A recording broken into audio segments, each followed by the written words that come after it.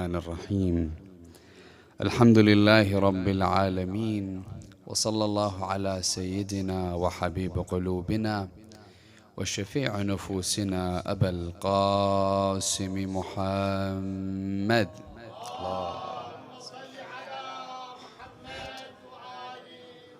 وعلى آل بيته الطيبين الطاهرين المعصومين لا سيما بقية الله روحي وأرواح العالمين لتراب مقدمه الفداء. ما بعد، يقول الله في محكم كتابه الكريم: بسم الله الرحمن الرحيم وعباد الرحمن الذين يمشون على الأرض هونا وإذا خاطبهم الجاهلون قالوا سلاما.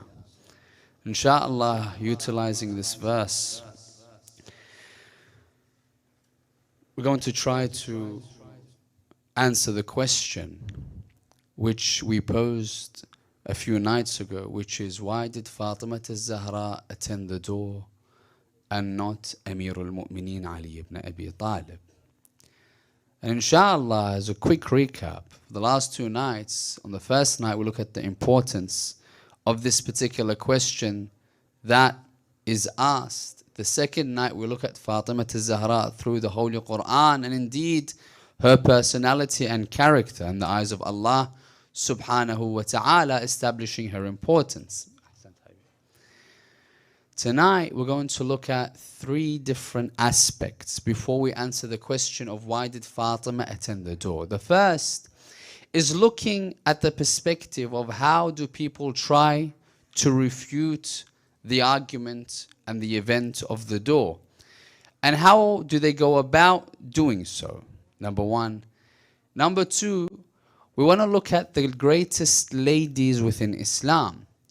What made them the greatest ladies in Islam? As there are many particular factors that made these great ladies great. But we want to look at one specific aspect of their lives that we want to apply and see where it applies in the life of Fatima al-Zahra. Then we're going to look at particular verses within the Holy Quran.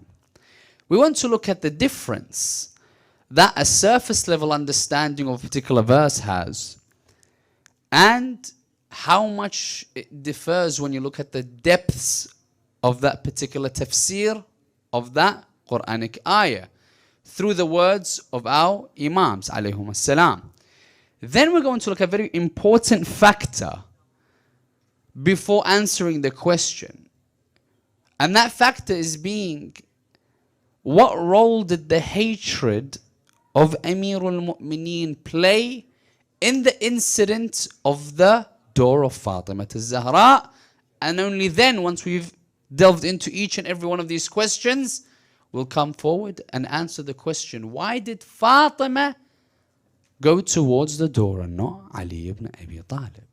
So inshallah, to bless the gathering and indeed answer this question of utmost importance, please assist me in blessing the majlis with three of your loudest salawat ala Muhammad wa ali Muhammad.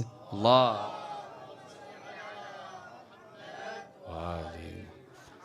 اللهم صل على.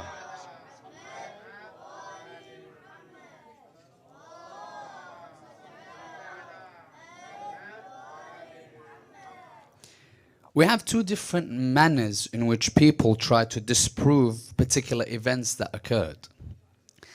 And that's the one whereby you look at the holistic approach of disproving a particular event. And the second is looking at a part of an event and try to blow it up. In understanding, a few examples. Let's take into a particular perspective the warfare that happened during the time of Rasulullah, for example.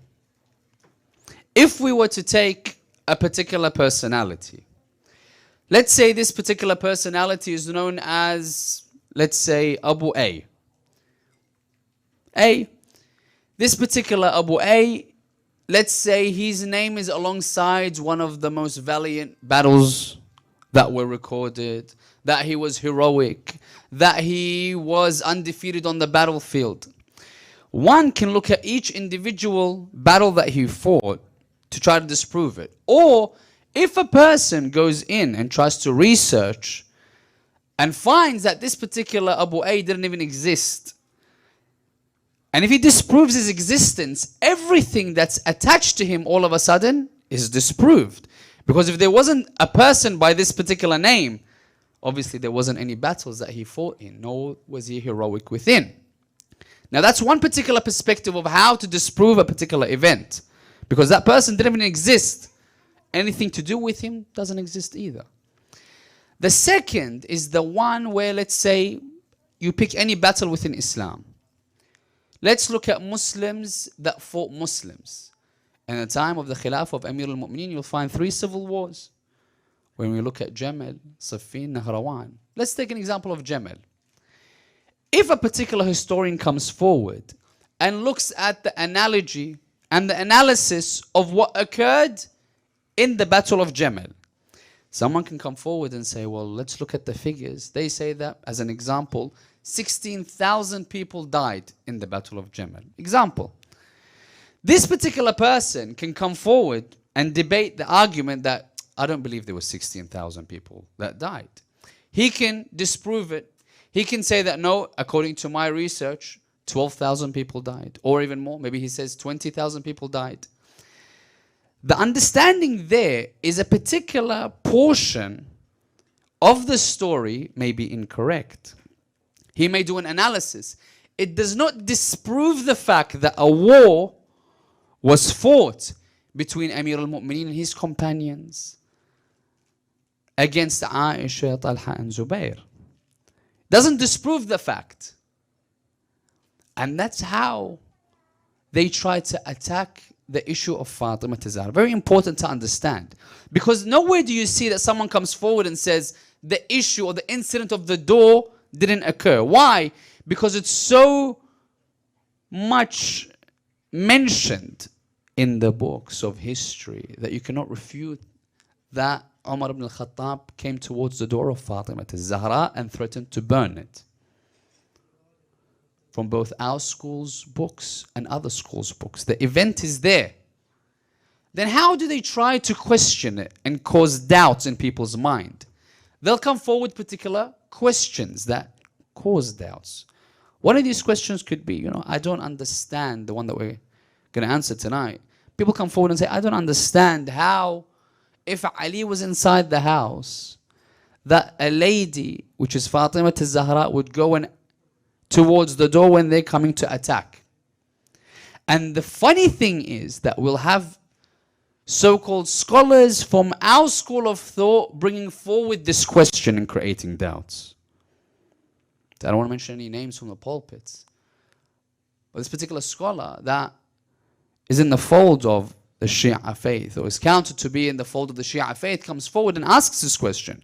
He says, it's not clear to me, and I haven't understood the fact of why Fatima Zahra goes towards the door and Ali's inside the house. It doesn't make sense to me that Fatima is attacked and Ali ibn Abi Talib is in the house. Baba, if you haven't understood what's occurring, don't cause doubts in people's mind with the lack of understanding that you may have. If you delve within the ahadith, you'll find that within our school of thought, it's undoubtable, that's unquestioned, that every single Shia, I believe, comes forward and understands the fact that we acknowledge that the door was attacked. And it's undisputed the fact that we have in our traditions that it was Umar that kicked the stomach of Fatima Zahra, causing her to miscarry. Established. But if it doesn't make sense to you why Fatima went towards the door, then ask. There is answers for you. Just because you have a particular question that doesn't have an answer in your mind doesn't mean the answer doesn't exist. Nor does it mean the event itself doesn't exist because of a portion of the entire event. And people try to get there. We don't understand, for example, the broken rib, or the fact that there was a nail sticking out of the door, or the fact that there was a door in the first place. There's people that question every single aspect to do with the event of Fatima al-Zahra in order to create doubt in people's minds. Now, take that perspective. Let's move on to the next aspect, which is the comparison of the greatest ladies in Islam. When we look in the stories of the prophets throughout the Quran, we can mention so many different ladies. One of the governing factors of why these ladies were great is the roles that they had in protecting the prophet or the imam of their time. Let's take a few examples from the Holy Quran. Let's look within the story of Musa. In the story of Musa, we'll find, had it not been for 3 ladies, arguably Musa would not have survived. The first, when you go towards Ayah 7 of Surah Al-Qasas, it tells us, the background story where Fir'aun says, this year anyone that's born, any child will be killed. Because there's a prophecy that this child will be born that will overthrow me and end my reign. So he goes out and he kills the children. Even in the mother's stomachs, he would piece them. He had no mercy. He issued a statement within his kingdom, any child will be killed. So you'll find in Ayah 7, Surah Al-Qasas, it tells us of the story of the first lady that protected Musa, which was the mother. Had she kept Musa with him, maybe they would have found her, maybe they would have killed Musa.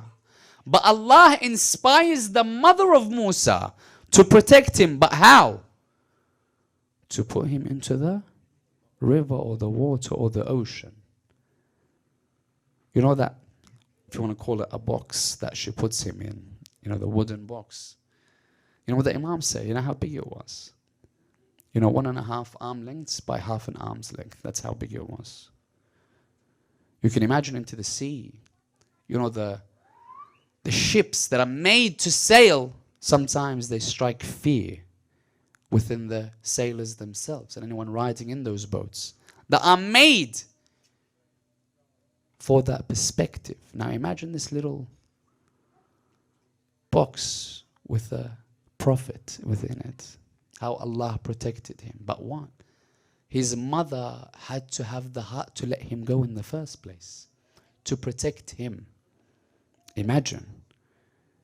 For mothers, for fathers, they'll understand the perspective. How can a lady let go of her son in the manner that the mother of Musa did? Number 1. The second lady that protected the Prophet of Allah, who was it? As you know, that box washes up on a particular shore.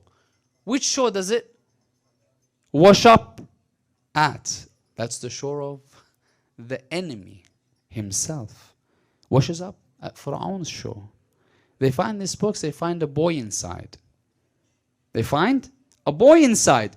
When they find this particular boy inside, obviously he's issued a statement, any child needs to be killed this year. But hold on. There was another lady to protect this particular prophet. And that lady is Asya.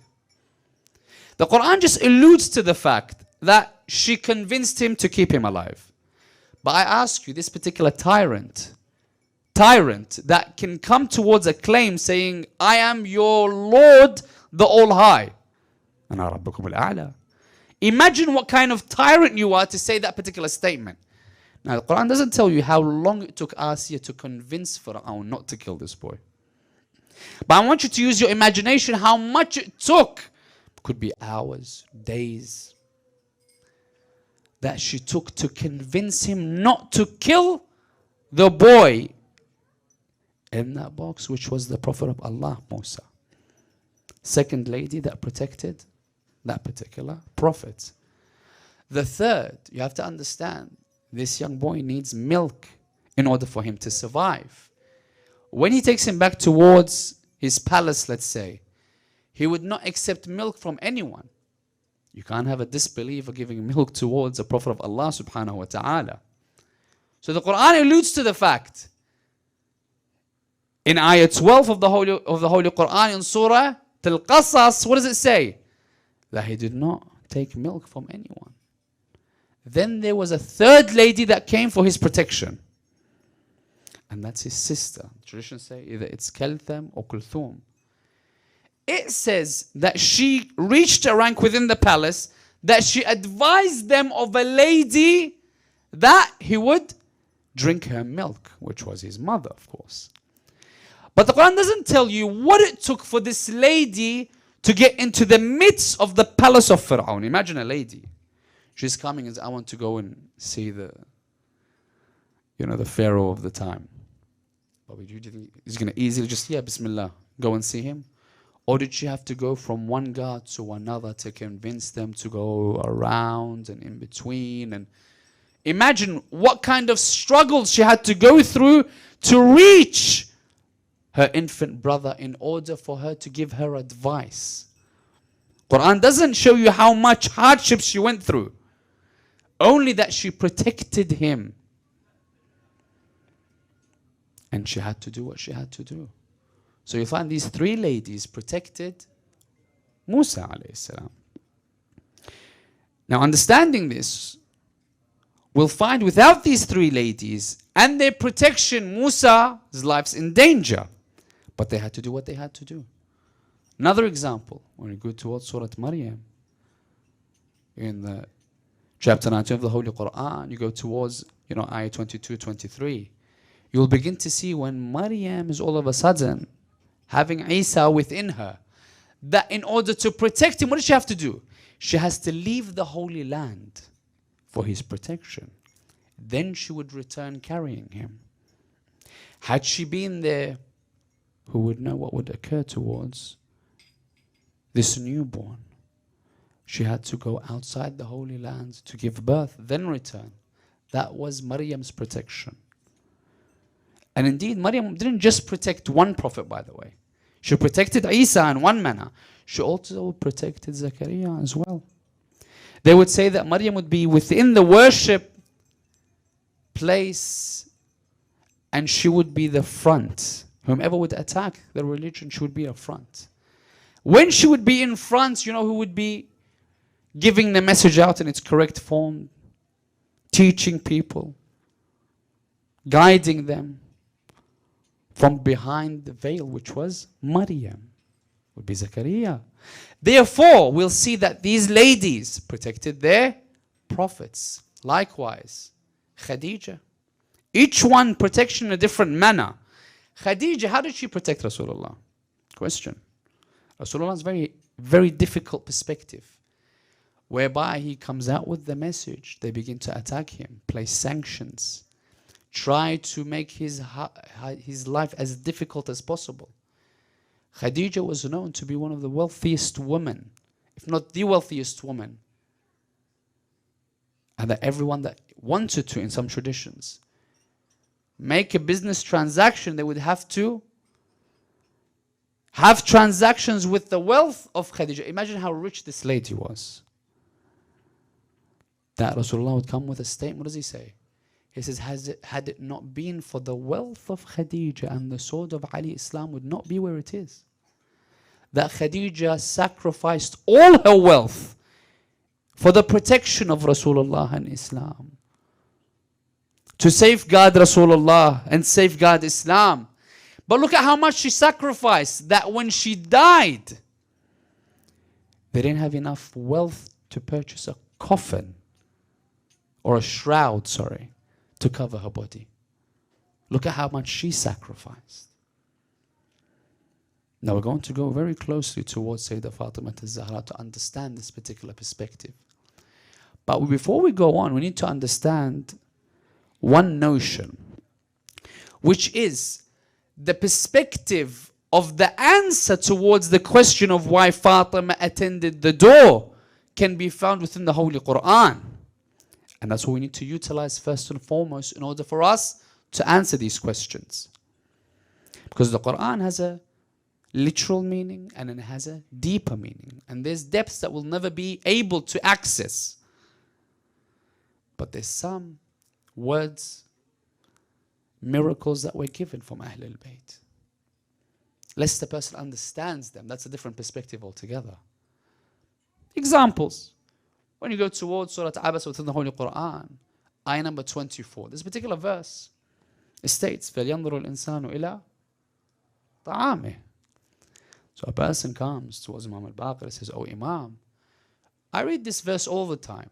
Literally it means let a person look towards the food that he intakes. Let a person look towards his food." He says, "Oh Imam, does it only mean his food? As in, do I have to look at the food? Is it halal? Is it haram? The wealth that I purchased this food with? Is it from a guided source, a righteous source?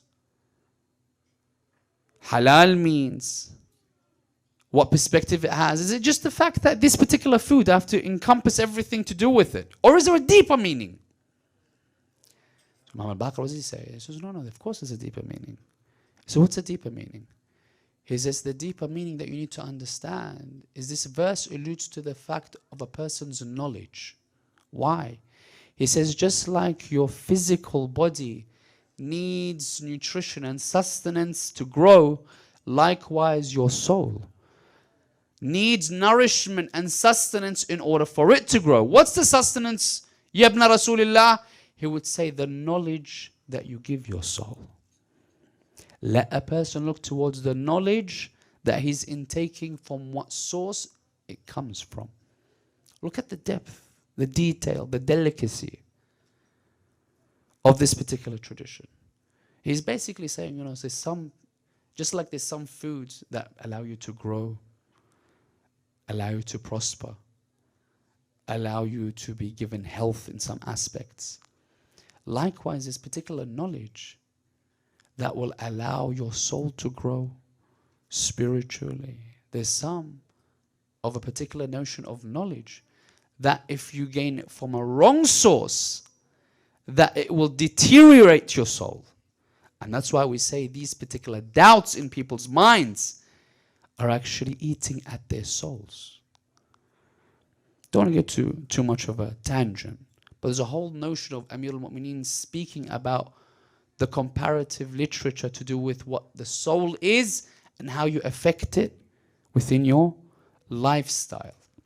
It has its own life, death, growth, sleep, how to make a soul awake, the whole perspective about it through the words of Amir al-Mu'mineen. That's not our discussion tonight. Our discussion is there's a depth towards every verse within the Holy Quran.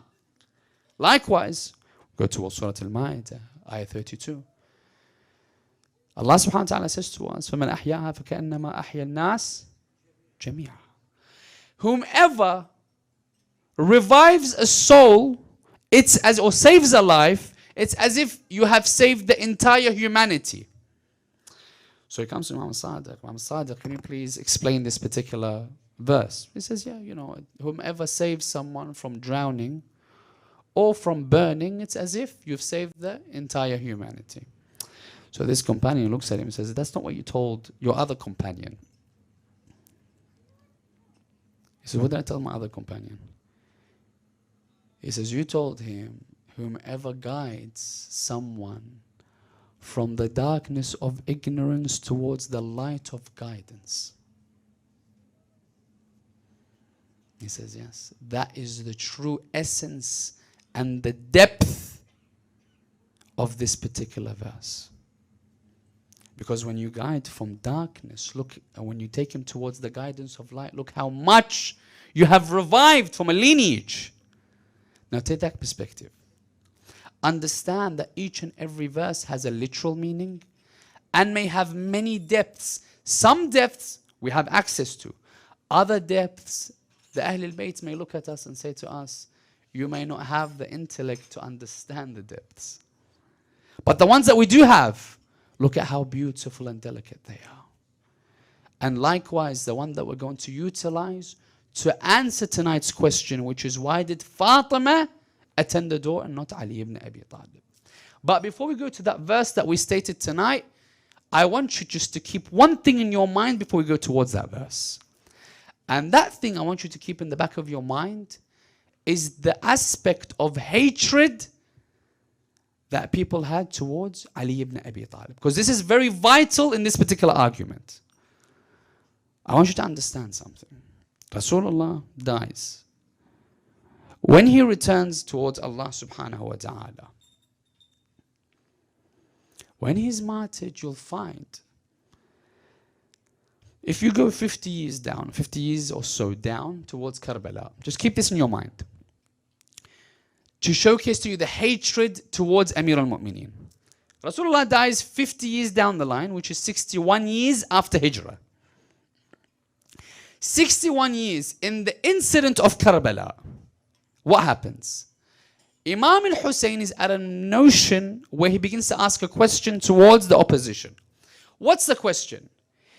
He says to them, can you please tell me why you've come out to fight me? Is it because of something that is halal that I've made haram? Is it something that Allah has made haram and I've made halal? Why do you fight me? Look at the reply to give you an understanding. This is 50 odd years after Rasulullah passes. The reply from them, what did they say? بغضا منا لأبيك. In hatred of us towards your father, who? Ali ibn Abi Talib. So I take you back all those years. Rasulullah just returned to Allah subhanahu wa ta'ala. Imagine how many of those people had hatred towards Ali. When the tradition tells us, Jibreel comes towards Rasulullah with chapter 9 of the Holy Quran. He says to him, take this chapter towards Quraysh. He sends someone. Jibreel comes back down. He goes, hold on. Either you or yourself need to take this particular chapter towards Quraysh. So he returns that man. He says, oh Ali, you go because you are myself. Anfusana wa anfusakum, we stated yesterday. Ayatul Mubahala. So he sends Amir al-Mu'mineen. Now there's a comparison that we have. When we compare Nabi Allah Musa with Ali ibn Abi Talib, within the Holy Quran, there's a perspective where Musa kills one person. And when Allah says return, he has fear that he will be prosecuted because of that one person that he killed. Ali ibn Abi Talib, the comparison is there when Allah subhanahu wa ta'ala tells him to go and reveal chapter 9 of the Holy Quran towards Quraysh. You have to understand who Quraysh is. That they would say there is not one house in Quraysh except they were mourning a loved one because they died by the sword of Ali ibn Abi Talib. So imagine he's coming into Quraysh. Every single household within Quraysh is mourning because of someone that Ali has killed. Imagine the hatred you would have to this particular man. Just waiting for Rasulullah to return back towards Allah so you can have an empty field to fight him. Take this perspective. That hatred that they have towards Amir al-Mu'mineen, and let's move on to answer the question. What did we state in the start of the lecture tonight? We stated an ayah from the Holy Quran. بسم الله الرحمن الرحيم وعباد الرحمن الذين يمشون على الأرض هونا وإذا خاطبهم الجاهلون قالوا سلاما. Now, you go towards the books of tafsir. The basic level is what? The basic level is literally stating, and the servants of the most merciful, which is Allah subhanahu wa ta'ala, are those who walk on the earth easily. And when the ignorance address them harshly, they say words of peace. They're easygoing. They don't cause much problems. Anyone that harms them, they're chill, relaxed. They don't like confrontation. That's accepted as well, by the way. That these are the type of people, these are the characteristics. But they go towards Imam al-Rida and says, oh Imam, tell us more. Give us the detail of this particular perspective. Is there a deeper understanding? He says, yes. It says, Ibad al-Rahman in this particular ayah refers to the Imams of Ahl al-Bayt. Now take this notion. Understand each and everything I'm about to say, because it's pivotal into understanding why Fatima attended the door. It says, Ibad al-Rahman are the Imams of Ahl al-Bayt. الَّذِينَ يَمْشُونَ عَلَى الْأَرْضِ هَوْنًا. What does it mean? Is it just, they're easy on this particular earth, or is there a deeper meaning? It says, يَمْشُونَ عَلَى الْأَرْضِ هَوْنًا وَإِذَا خَاطَبَهُمُ الْجَاهِلُونَ قَاسَمًا. What does it mean? He says, these Imams need to tread carefully on this earth and do not give any one of their enemies a chance to have an upper hand to kill them. When you go towards Surah Al-Qasas, Musa, how does Allah describe his movements? He describes him by two words. خَائِفًا يَتَرَقَّبُ. Cautious in the way that he moves, looking at the environments around him, lest someone is there to attack and kill him. He has a mission. يَمْشُونَ عَلَى الْأَرْضِ هَوْنًا. Make sure that you are attentive. Do not give anyone an upper hand to kill you. Now, let's put all the points together. Fatima Zahra, ending notion. Fatima Zahra, alayha afdal as-salatu was-salam, would understand that people have come towards the house. What did they want? Question. They've come for who? They've come for the Imam, Ali ibn Abi Talib. Bring us Ali. He needs to give bay'ah. They've come to attack Amir al-Mu'mineen. Question. If Amir al-Mu'mineen is there to open the door, what would they have done to Amir al-Mu'mineen? Didn't they drag him towards the mosque to give allegiance?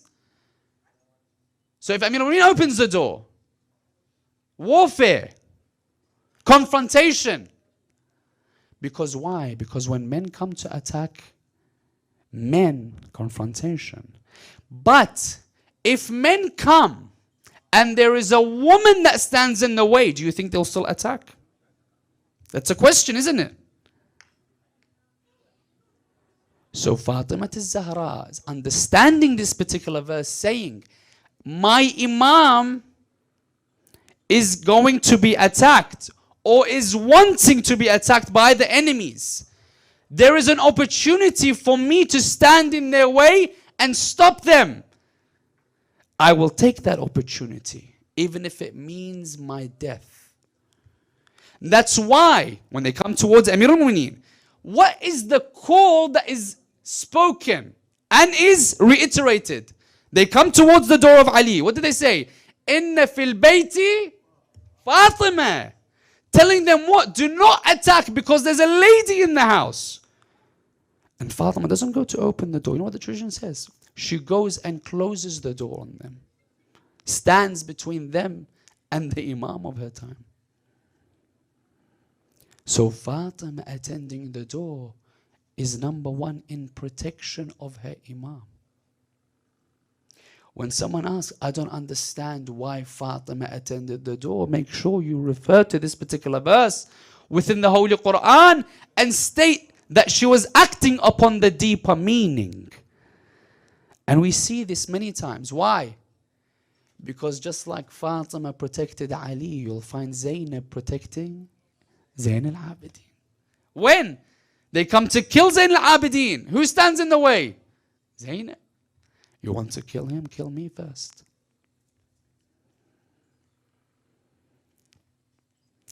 Anyone asks or tries to create doubts in anyone's mind, make sure that you refer to this. Understanding this, insha'Allah, we will aim to learn more about the life of Fatima Zahra, alayha afdal as-salatu was-salam.